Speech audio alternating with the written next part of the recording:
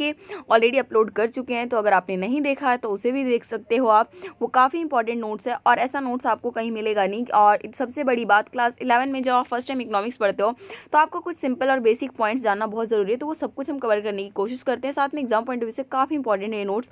तो फटाफट से हम शुरू करते हैं। तो आज हमारा चैप्टर 2 है जिसका नाम है कंज्यूमर इक्विलिब्रियम एंड डिमांड। इसमें हम जैसे हमने लास्ट क्लास में हमने बहुत सारी चीज़ें पढ़ी थी, जितने बेसिक कॉन्सेप्ट्स थे वो सारा क्लियर किया था। तो उसी से का जो नेक्स्ट आपका चैप्टर है कंज्यूमर इक्विलिब्रियम और डिमांड कॉन्सेप्ट पढ़ेंगे, उसमें क्या होता है क्या नहीं होता है, ये सारी चीज़ें हम पढ़ने वाले हैं। तो सबसे पहले क्योंकि चैप्टर का नाम कंज्यूमर इक्विलिब्रियम है तो हम जानते हैं कि कंज्यूमर क्या होता है। सिंपल आपको पता होगा, कंज्यूमर हम सब है जो हम खाना खाते हैं एंड ऑल, सामान खरीद के लाते हैं एंड ऑल। लेकिन अगर हम बात करें इकोनॉमिक्स की लैंग्वेज में, तो consumer is an economic agent who consumes final goods and services to fulfil his basic needs. तो कंज्यूमर क्या है? एक इकोनॉमिक एजेंट। मतलब इकोनॉमिक का मतलब ही है क्या? मनी रिलेटेड, कि जो हमें मतलब कंज्यूमर क्या करता है, पैसे देकर कुछ ना कुछ खरीदता है और उसको फाइनली गुड्स को क्या करता है, कंज्यूम कर लेता है, और जो भी सर्विसेज मिलती है और उससे वो अपनी बेसिक नीड्स को फुलफिल करता है। अब नेक्स्ट जो पॉइंट निकल कर आती है दैट इज यूटिलिटी। यूटिलिटी क्योंकि जो आज आपके बेसिक पॉइंट है, जब तक इसे नहीं जानोगे ना आपको चैप्टर समझ में नहीं आएगा। तो सबसे पहले आपको पता चलेगा कंज्यूमर क्या, उसके बाद यूटिलिटी क्या है। One satisfying capacity of goods and services is called utility. मतलब कोई भी हमारी इच्छा जो है वो किस कैपेसिटी गुड्स की है या फिर सर्विसेज की है, जो हमें सेटिस्फाई कर देना, उस चीज़ को हम क्या कहते हैं? यूटिलिटी कहते हैं। उसी तरीके से यूटिलिटी में आपकी टोटल यूटिलिटी और मार्जिनल यूटिलिटी आपके एग्जाम में काफ़ी पूछते हैं, तो आपको पता होना चाहिए। तो टोटल यूटिलिटी आपका सिंपल क्या है? It is the sum of the satisfaction और utility a consumer gets from the consumption of all the units of a commodity at a given time. एक पर्टिकुलर गिवन टाइम में एक consumer को जो भी जितनी भी सारी यूनिट्स वो कंज्यूम कर रहा है, तो उससे जो उसको टोटल सेटिस्फैक्शन मिलेगा, टोटल जो उसको यूटिलिटी मिलेगी, यूटिलिटी मीन्स सिंपल सी बात है आपका सेटिस्फैक्शन है, तो अगर हम उसको सम टोटल करेंगे तो वो क्या होगा? आपका टोटल यूटिलिटी। उसके बाद मार्जिनल यूटिलिटी क्या है? It is a net increase in total utility bye consuming an additional unit of commodity. जैसे पर्टिकुलर सबसे पहले आपने एक एप्पल खाया, उससे आपको ज़्यादा सेटिस्फैक्शन मिलेगा। उसके बाद आप सेकेंड जो एप्पल खाओगे ना, तो उसके बाद जो आपको थोड़ा सा कम मिलेगा, ऑफकोर्स क्योंकि आपका लॉ भी है डिमिनिशिंग मार्जिनल यूटिलिटी का। तो जो आपका नेट इंक्रीज होता है ना, तो आपने जो एक्स्ट्रा एडिशनल यूनिट ऑफ जो खाया है, उसकी वजह से आपको जो इंक्रीज होगा टोटल यूटिलिटी में, हालांकि उतना ज़्यादा नहीं होगा, हमेशा जो डिक्रीजिंग रेट पे ये इंक्रीज होता है, तो उसी चीज़ को हम क्या कहते हैं? Marginal utility. उसके बाद आपका मोस्ट इंपॉर्टेंट है that is law of diminishing marginal utility. कि हमें क्या, हमारे पास लॉ है कि जब भी आप as a consumer consumes more and more units of a specific community. एक पर्टिकुलर कोई कम्युनिटी है, उससे आप बार बार ज़्यादा से ज़्यादा अगर आप खाना शुरू करोगे, the utility from the successive units goes on diminishing. तो उसके बाद जो आप जैसे जैसे एडिशनल यूनिट्स खाते जाओगे ना, आपकी जो सेटिस्फैक्शन है, आपकी जो यूटिलिटी है, वो हमेशा क्या होता जाएगा? डिक्रीज होता चला जाएगा। जैसे हम एग्जाम्पल के बारे में बात करें, मान लो कि आपको पिज़्ज़ा बहुत ज़्यादा पसंद है, ठीक है ना, आपने खाया, आपको क्या ब्रेकफास्ट में भी पिज़्ज़ा दे रहे हैं जी, आपको डिनर हुआ, सब कुछ, मतलब जिस टाइम पे भी आप खाना मांग रहे हो ना, हर कुछ में आपको, डिनर में, लंच में, ब्रेकफास्ट में, हर टाइम पे, स्नैक्स टाइम पे, हर टाइम पे आपको क्या दे? पिज़्ज़ा खाने को मिले। तो एक ऐसा सिचुएशन आएगा ना, आपको पिज़्ज़ा से एकदम नफरत सी हो जाएगी। जब आप फर्स्ट टाइम खाओगे उसको, आपको बहुत ज़्यादा सेटिस्फैक्शन मिलेगा, सेकेंड टाइम खाओगे उससे थोड़ा सा लेस होगा, बट एक टाइम पे ऐसा भी होगा ना, जब आपकी ये जो यूटिलिटी है, सेटिस्फैक्शन है, वो एकदम जीरो लेवल पे पहुंच जाएगा, इवन यहाँ तक कि सेटिस्फैक्शन जो आपकी माइनस की सिचुएशन में पहुंच जाती है। तो इस लॉ को आपको वर्ड टू वर्ड याद रखना है कि the law of diminishing marginal utility states that as a consumer consumes more and more units of a specific commodity। यहाँ पर हम सारी कम्युनिटी के बारे में नहीं बात करें, सिर्फ एक कम्युनिटी को आप जिस तरीके से बार बार खाना शुरू करोगे, तो जो भी आप सक्सेसिव यूनिट खाओगे, जो भी आप एडिशनल यूनिट खाओगे, तो उससे जो यूटिलिटी होगी वो हमेशा क्या हो जाएगी? गोज ऑन डिमिनिशिंग, मतलब वो धीरे धीरे आपकी घटती हुई चली जाएगी। उसके बाद नेक्स्ट आपका जो पॉइंट है that is consumers bundle. Consumers bundle क्या किसे कहते हैं? It is a quantitative combination of two goods which can be purchased by a consumer from his given income at a given price। मतलब एक हम दो चीज़ें खरीद रहे हैं, दो चीज़ों में मतलब इस तरीके से खरीद रहे हैं, जो कि क्या कर रहा है? एक कंज्यूमर अपने इनकम के हिसाब से और प्राइस के हिसाब से जो भी वो कॉम्बिनेशन बनाकर खरीद पा रहा है, तो उस चीज़ को हम क्या कहते हैं? कंज्यूमर्स बंडल कहते हैं। सपोज करो कि आपके पास नॉर्मल इनकम है, चलो 100 रुपीज़ आपने सोचा है कि मुझे फ्रूट पे खर्च करने हैं। अब 100 रुपीज़ खर्च करने हैं और आप क्या चाह रहे हो, हम दो चीज़ खरीद लें, एक तो हम एप्पल खरीद ले जी और एक हम मैंगो खरीद लें। तो इसमें आप एक कॉम्बिनेशन बनाना पड़ेगा कि 100 रुपीज़ में हम कितना एप्पल खरीद सकते हैं, कितना मैंगो खरीद सकते हैं। एंड ऑल इस तरीके से जो कंज्यूमर क्या बनाता है, एक कॉम्बिनेशन बनाता है अपनी इनकम के अकॉर्डिंग एक गिवन प्राइस पे, तो उस चीज़ को हम क्या कहते हैं, कंज्यूमर्स बंडल कहते हैं। नेक्स्ट हमारा पॉइंट है budget set. It is the quantitative combination of those bundle which a consumer can purchase from his given income at the prevailing market price. Budget set भी आपका सिंपल वही सारी चीज़ें है कि आपके एक क्वांटिटेटिव कॉम्बिनेशन बनाते हैं वो सारे बंडल्स जो कि वो खरीद सकता है। जैसे सपोज करो कि हमने क्या खरीदा, एक हमने ऐसा सेट बनाया जिसमें हम एप्पल 2 kg खरीद पा रहे हैं, मैंगो हम 5 kg खरीद पा रहे हैं। वही हमें अगर एप्पल थोड़ा सा बढ़ाना है 2.5 kg, तो यहाँ पर मैंगो मेरा कितना हो जाएगा, 4 kg।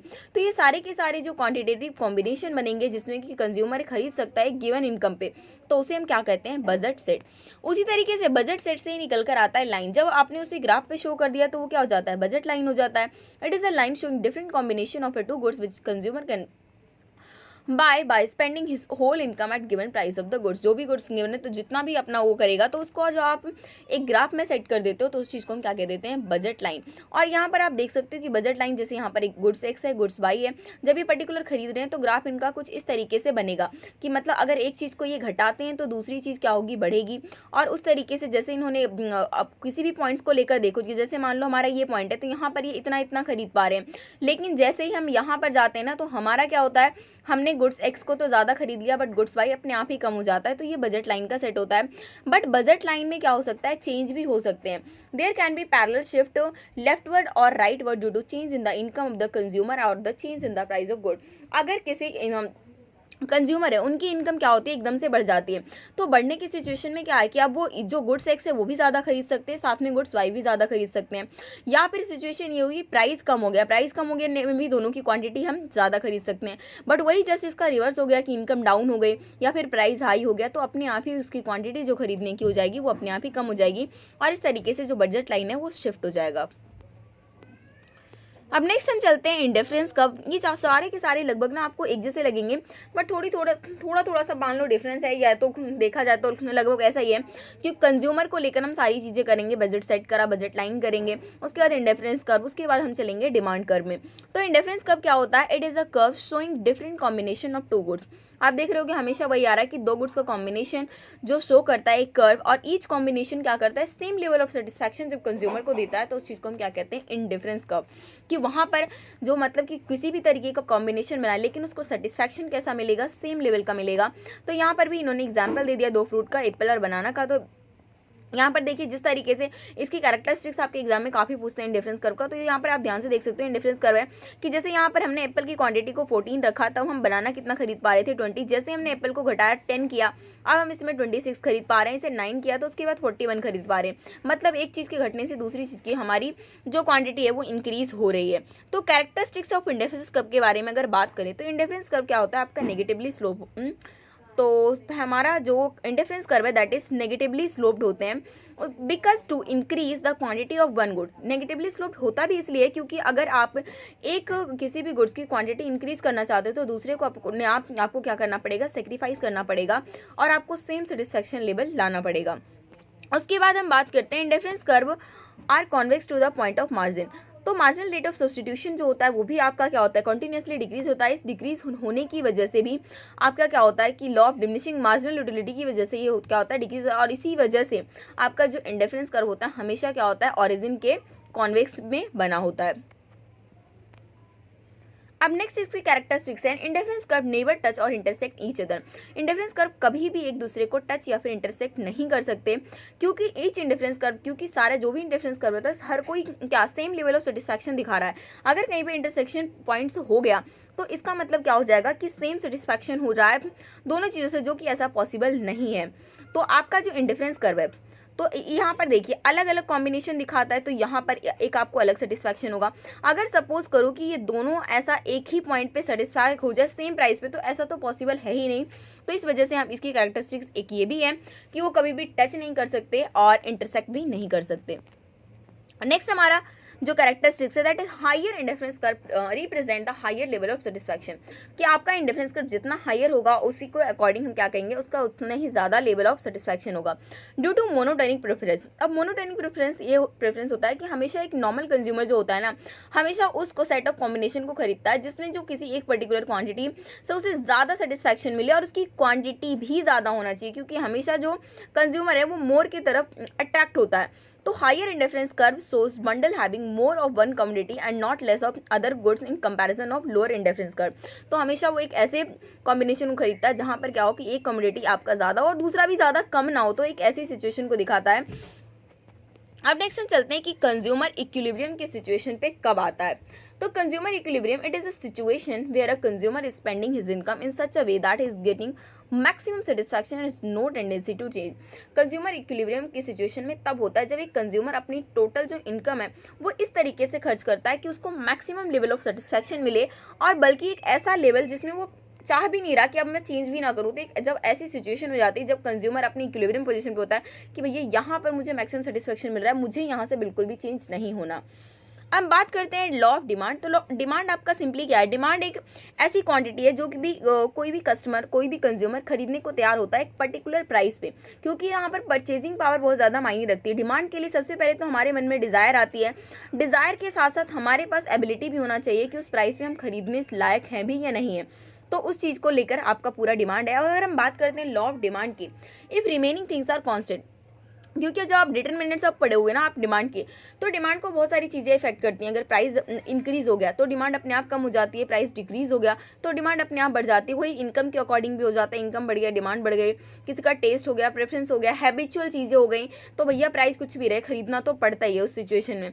तो अभी ये देख लीजिए कि लॉ ऑफ डिमांड क्या कहता है कि अगर सारी चीज़ों को ना हम कांस्टेंट रख दें, सारी चीज़ें जितने भी डिटरमिनेंट्स हैं ना सबको कांस्टेंट रख दें, सिर्फ प्राइस को अगर हम लें, as price of commodity increases quantity demanded of the commodity decreases, कि जिस तरीके से प्राइस जो होगा किसी भी कमोडिटी का इंक्रीज होगा तो क्वांटिटी जो डिमांड होगी वो अपने आप ही क्या हो जाएगी, डिक्रीज हो जाएगी, और उसी की तरीके से वाइस वर्सा भी हो जाएगा। और इसी को हम क्या कहते हैं, लॉ ऑफ डिमांड, क्योंकि आपका डिमांड और प्राइस में क्या होता है, नेगेटिव रिलेशन होता है। अगर एक इंक्रीज होगा तो दूसरा आपका डिक्रीज हो जाता है। अब डिटरमिनेंट्स ऑफ डिमांड के बारे में बात करें तो आपका प्राइस ऑफ गुड है, प्राइस ऑफ गुड्स का आपको पता ही है कि जब भी किसी पर्टिकुलर जो गुड्स है उसके प्राइस इंक्रीज होगा तो क्या होगा, उसकी जो पर्टिकुलर डिमांड है वो क्या हो जाएगी, अपने आप ही डिक्रीज हो जाती है, कम हो जाती है। अब हम नेक्स्ट इनकम ऑफ कंज्यूमर, किसी भी कंज्यूमर की जब इनकम इंक्रीज होती है ना तो डिमांड कर्व जो होता है अपने आप ही शिफ्ट हो जाता है। क्यों, क्योंकि यहाँ पर बात ये है ना कि आपका जो कंज्यूमर की इनकम बढ़ जाती है तो चाहे प्राइस वही रहे नो मैटर, लेकिन जब उसके पास ज़्यादा पैसा है ऑफकोर्स वो ज़्यादा खरीद सकता है। Taste and preference of a consumer, consumer के क्या हुआ, टेस्ट बदल गया, ऑफ कोर्स वो उस चीज़ की डिमांड करेगा चाहे भैया प्राइस कुछ भी रहे। उसके बाद changing in price of related goods में भी आपके आ जाते हैं सब्स्टिट्यूशन गुड्स, और उसके बाद कॉम्प्लीमेंट्री गुड्स, ये सारी चीज़ें भी इफेक्ट करती हैं। जैसे आपका एग्जांपल में सब्स्टिट्यूट गुड्स का आपका आता है टी एंड कॉफ़ी। तो टी एंड कॉफ़ी में क्या है ना कि अगर टी के प्राइस इंक्रीज हो जाए तो लोग बाग क्या कर देते हैं, उसको सब्स्टिट्यूट करके अगर टी का प्राइस इंक्रीज हो गया तो टी को तो खरीदना बंद कर देते हैं और फिर कॉफ़ी की डिमांड को बढ़ा देते हैं, ठीक है ना। तो इस चीज़ के, और उसके बाद दूसरा आपका कॉम्प्लीमेंट्री गुड्स है। कॉम्प्लीमेंट्री गुड्स में आप ये समझ लो कि कार है और पेट्रोल है, अगर आपने पेट्रोल के प्राइस बढ़ते हैं, ठीक है ना, तो कार के प्राइस भी अपने आप ही इंक्रीज हो जाएंगे, ठीक है ना। और उसके बाद आप ये सोचिए कि अगर पेट्रोल के प्राइस बढ़ते हैं ना तो कार की डिमांड भी अपने आप ही कम हो जाती है, क्योंकि सोचते हैं कि भैया ज़्यादा अगर कार खरीदेंगे तो ऑफकोर्स उस पर पेट्रोल तो खर्च करना ही पड़ेगा। तो ये सारी चीज़ें कॉम्प्लीमेंट्री गुड्स हैं, तो रिलेटेड गुड्स का भी काफ़ी अफेक्ट पड़ता है डिमांड पे।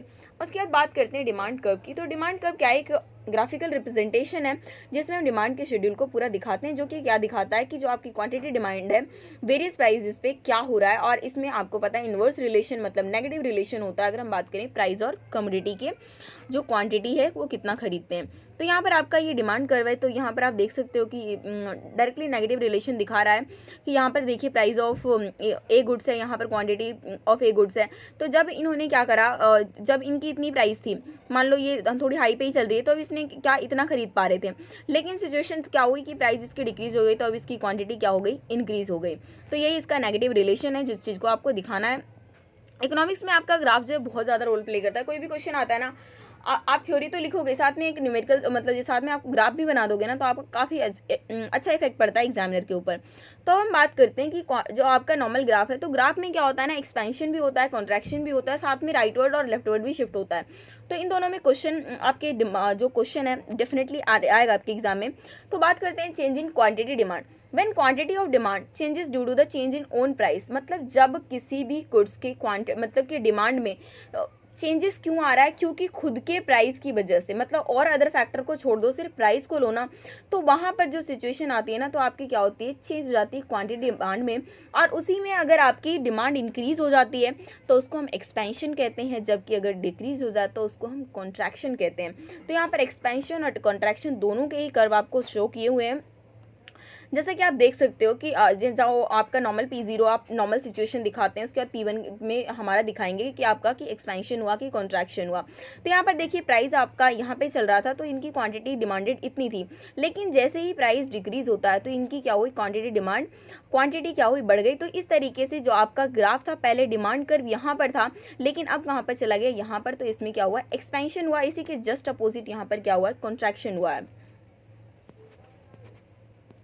नेक्स्ट हम बात करते हैं, ये तो था आपका change in the quantity demand, but अब क्या रहेगा आपका चेंज इन डिमांड, की पूरे डिमांड में इंक्रीज है, प्राइस आपका सेम रहेगा, बट यहाँ पर जो डिमांड चेंज होगा ना, वो अदर फैक्टर की वजह से होगा, लाइक इनकम की वजह से हो गया और रिलेटेड गुड्स की वजह से हो गया। तो ये सारी जो चीज़ें होती हैं, तो यहाँ पर जैसे सपोज करो किसी कस्टमर है, कस्टमर की इनकम इंक्रीज हो गई, उसकी डिमांड क्या होगी, इंक्रीज हो जाएगी, तो इसलिए वो क्या हो जाएगा, राइटवर्ड शिफ्ट हो जाएगा। अगर उसकी इनकम डिक्रीज हो जाती है तो उसका क्या हो जाता है, लेफ्टवर्ड शिफ्ट हो जाता है।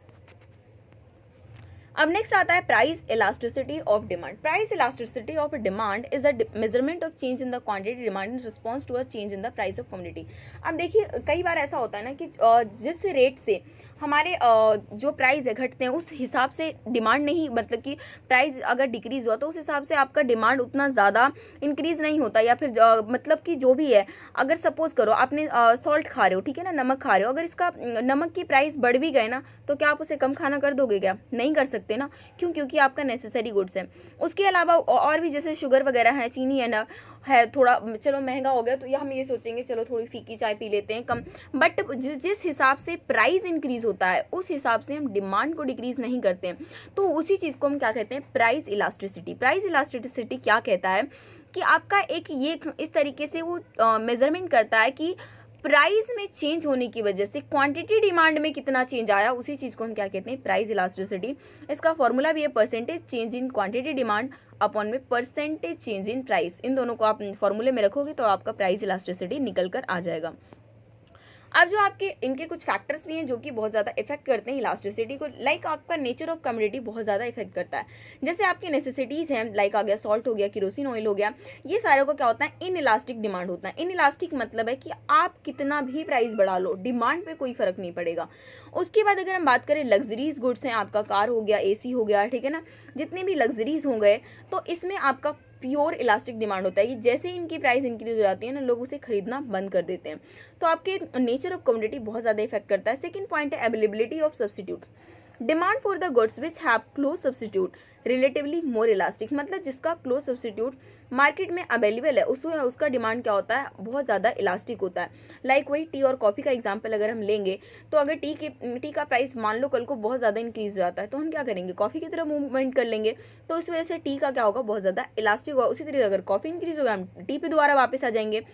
और वही हम बात करें जिसका क्लोज सब्स्टिट्यूट अवेलेबल नहीं है, तो उसका डिमांड कैसा होता है, लेस इलास्टिक होता है, क्योंकि कंज्यूमर के पास दूसरा कोई ऑप्शन नहीं है, तो ऑफकोर्स उसे उसी चीज़ को खरीदना पड़ेगा और वो कहीं नहीं जा सकता है।